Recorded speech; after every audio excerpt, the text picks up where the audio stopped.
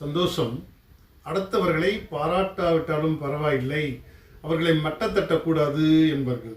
சிலருக்கு அந்த எண்ணங்கள் உண்டு. என்னதான் அடுத்தவர்கள் நன்றாக செய்தால் அவர்களை பாராட்டுவதை விட்டுவிட்டு அவர்களை மட்டத்தட்டியே பார்ப்பது சிலருடைய நோக்கமாக இருக்கும் என்கிறார்கள்.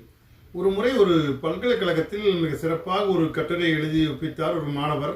அவருடைய கட்டுரையை அந்த மேடையில் அவர் ஒப்பிக்கும் போது எல்லோரும் கைத்தட்டி அவரை பாராட்டி கொண்டே இருந்தார்கள். ஆனால் ஒரு பேராசிரியர் முன்வரிசையில் அமர்ந்திருந்தார். உடனே ஒரு விடி வந்து அந்த மாணவன் அந்த பேராசிரியருக்கு காமிக்கிறார். நீ என்னத்தை எழுதியிருக்கிறாய்? நான் எழுதின அதே புத்தகத்தில் காப்பி எடுத்து எல்லாமே எழுதியிருக்கிறாய். நாளை காலை என் புத்தகத்தை உனக்கு வந்து காமிக்கிறேன் என்று சொன்னவுடன் அந்த மாணவன் மனம் உடைந்து போனான். அன்று இரவு முழுவதும் அந்த மாணவன் தூங்கவில்லை. மறுநாள் காலையில் வருகிறார். அந்த பேராசிரியர் ஒரு புத்தகத்தை தருகிறார். அது ஆக்ஸ்ஃபோர்டு டிக்ஷனரி.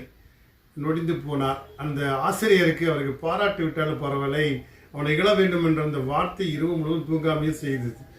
உண்மையாகவே அந்த மாணவன் சிறப்பாக தன் சுய சிந்தனையால் மட்டும் அந்த கட்டுரையை எழுதினாராம். ஏன் இந்த பேராசிரியர் அவருக்கு அந்த மாதிரி அவரை இகழ வேண்டும் என்று ஒரு எண்ணங்கள் என்றால், இந்த தன்னை விட சிறந்து ஆக வேண்டும் என்ற சில பேருடைய எண்ணங்கள் தான் அடுத்தவர்களை மட்டத்தட்டுகிறது.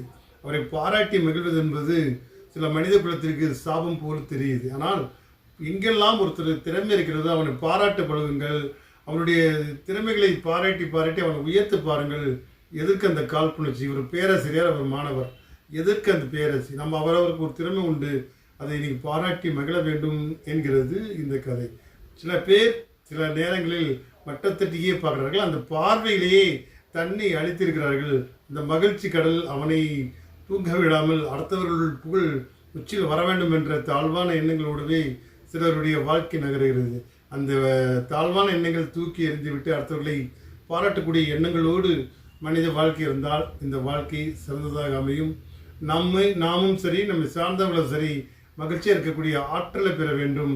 தாழ்வான எண்ணங்களை தூக்கி குப்பையில் எறிங்கள் என்கிறார்கள். சந்தோஷம். வாழ்க வளமுடன்.